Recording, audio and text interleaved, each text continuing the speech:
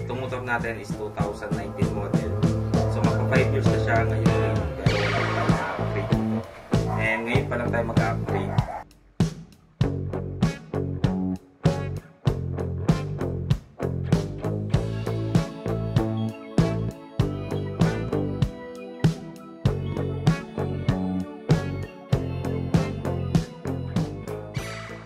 Alright mga buddy, kamusta kayong lahat? And yun, meron tayong mga pyesa rito na lalagay natin sa ating Aerox, no?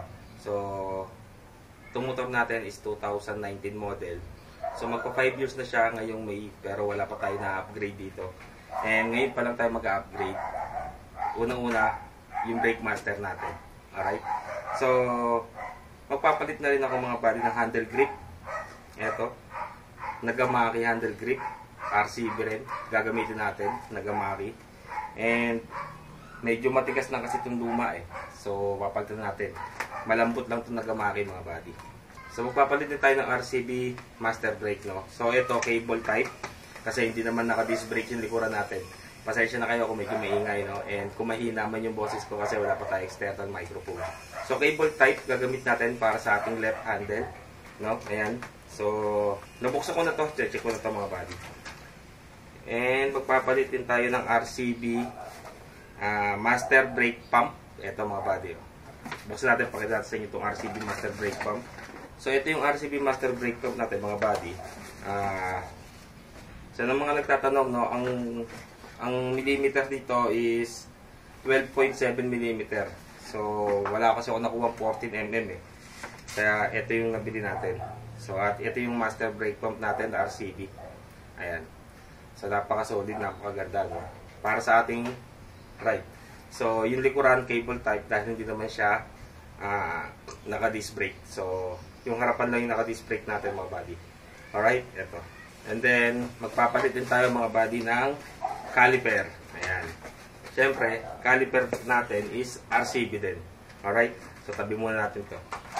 Itong mga to. Ayan. So RCB caliper din gamit natin.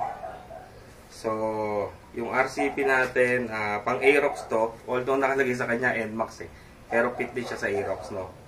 Ang ating brake caliper na E-Series. Bali, itong E-Series natin mga buddy is dalawa piston to, tupat to. So, solid to mga buddy. Ayan. Kagandahan dito sa RCB na caliper natin na E-Series, may kasama na rin siyang disc pad. Ayan. So, hindi tayo bumili ng extra. So, kasama na siya rito sa nabila natin, no? Ito yung ating E-Series na caliper, na RCB. May kasama na rin siya dito. Ayan. Kasama na rin to para dito. Alright? So, ito. Ito yung mga i-upgrade natin or ikakabit natin sa ating Aerox. Para kahit paano, maging safe yung bawat biyahe natin, no? Kasi, honestly, nitong mga nakaraan, parang kinakapos ako sa preno. Nahihinaan ako sa braking system na stock na Aerox. Although hindi ko naman sinasabi mga buddy na pangit yung stock, no. Pero medyo kinakapos tayo ng preno. Kaya ngayon napag-isipan natin, napag-desisyon na mag-upgrade ng RCB full master brake. Alright? So, caliper, handle grip, tsaka brake master, ayan. Puro RCB yan. So, isang brand lang lahat. And puro original na RCB ang gamit natin. Alright? Ayan. So, ito yung cable tape natin na RCB. So, E2, no? Ayan. So, napaka-solid ito mga buddy. Siyempre, bago natin pabilisin or kung ano man yung gusto nyo i-upgrade sa makina nyo, diba? Braking system muna tayo. Doon muna tayo magbase. So, papakabit natin ito ngayon. Dadali natin ito sa Moto Garage sa Cavite. And sila yung magkakabit ng mga to. Alright mga buddy, pakikita ko sa inyo kung paano nila ikakabit to. Alright mga buddy. So, gaya nga sabi ko sa video natin, no, magpapalit tayo ng isang set ng preno. Ayan, handle grip, papalitan din natin dahil handle grip natin matigas na mga buddy. Masakit na sa kamay. Hindi na ako nakapag-gloves. Medyo mainit. So, masakit na sa kamay yung handle grip natin mga buddy. Matigas na kasi siya eh. So, papalitan din natin ng RCB handle grip. And yun, papalitin tayo ng brake lever, left and right na RCB. Pinakita ko na sa inyo kanina, no? Papalitin tayo ng caliper mga buddy. So, Puro RCB yung gagamitin natin. Bubuuin natin ang RCB yan. Bali ang hindi ko na mapapalitan mga buddy yung ano, yung hose. Wala pa akong makitang Teflon hose, no? Sa online kasi ako bumili. So hindi available yung Teflon hose. So siguro susunod na lang natin yon. Papaayos ko rin itong throttle natin mga buddy. Kasi pag pinalitan yung handle grip nyo, papaayos natin yan. Ang nangyayari kasi mga buddy, ano, para siya naglalak, nag-i-stack up. So kailangan na rin palitan mga buddy or linisin. Hindi ko alam, papacheck natin parang Edward. Shoutout sa Moto Garahe. Dahil kaya ako magpapalit ng preno sa harapan, lahat, no? Parang kinakapos ako sa preno. Minsan kasi may time na on the spot kung pumreno ako kaya gusto ko palakasin. E-series yung caliper natin na 2-pot. Papakabit natin dito sa Aerox 155 version 1 2019 model. Since nung binili yung motor, hindi ko pa ito na-upgrade. Wala pa ako napapalitan dito. So ngayon pa lang mga buddy. And syempre, test ride natin yon soon. Or bukas, bibiyahe naman tayo sa Joyride bukas So subukan natin sa Joyride kung kamusta ba performance ng preno, yung handle grip, ng caliper, ng disc pad na RCB din, no? Sasamahan nyo ako mga buddy sa Moto Garahe, papakabit natin yan. Then mamaya i-montage natin yung ating mga RCB na pyesa na ikakabit. Alright, so pinakita ko naman sa inyo kanina partial, diba? And pag nakakabit na, ano kaya itsura nyan. Yung caliper na E-series is plug and play. Base doon sa review na nakita ko, plug and play lang siya dito. Kasi hindi naman tayo nag big disc, no, sa harapan. Stock disc pa rin ang gamit natin. Kaya plug and play lang siguro yung caliper natin. Sana nga plug and play. Alright mga buddy, malapit-lapit na tayo sa Moto Garahe sa Tansa, Cavite. And sana lahat ng piyesang pinagbibili ko saktong-sakto, no? Wala nang adjustment. Sana hindi tayo bigyan ng problema ng mga pinagbibili natin, kundi i-return natin yan. Ayan, so nasaan na ako mga buddy. At malapit na tayo sa Moto Garahe. Pakikita ko sa inyo kung ano magiging itsura ng ating Aerox kapag napalitan natin ng handle grip, brake master, and caliper. So magpapalit nga rin pala ako ng visor ng Aerox mga buddy. Papalitan natin yung visor natin dahil yung carbon niya sira-sira na. Pero hindi carbon na ipapalit natin, pangkaraniwan lang din. Malapit-lapit na tayo. Sana okay yung audio ko mga buddy. Pagpasensyahan nyo na ako, medyo may wind noise or something na garalgal yung audio natin. Naglolo ko kasi talaga yung ating camera. Panigurado waiting tayo dyan kasi may mga ginagawa rin yan. Tignan natin kung maraming customer ngayon. Kalimitan kasi talaga maraming customer din sa Moto Garahe Ayun tambak. Yun may mga ginagawa. May mga ginagawa ang aking mga kumpares. Pare Edward, shoutout sa'yo.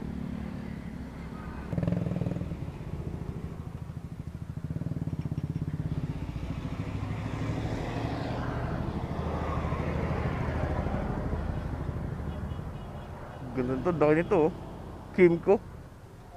Kamusta? Kailangan ako sa iyo mangungutang ako 1 milyon. Hindi pre, bala ko magpalit ng tinat ko sa iyo.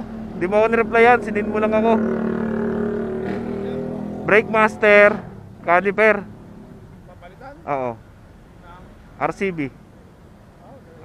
Oo. Tsaka ng ano, yung silinyotor ko pre naglalak. Ba't kaya ganun? Palilinis ko na rin. Sige.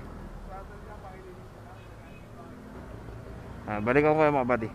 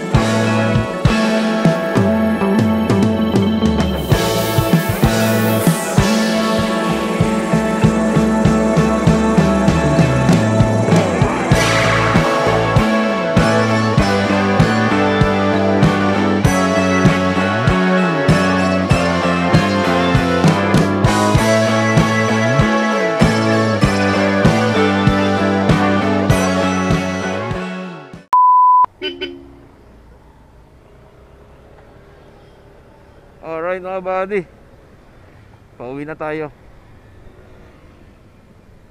Yun. So nailagay na natin yung lalakas ng preno.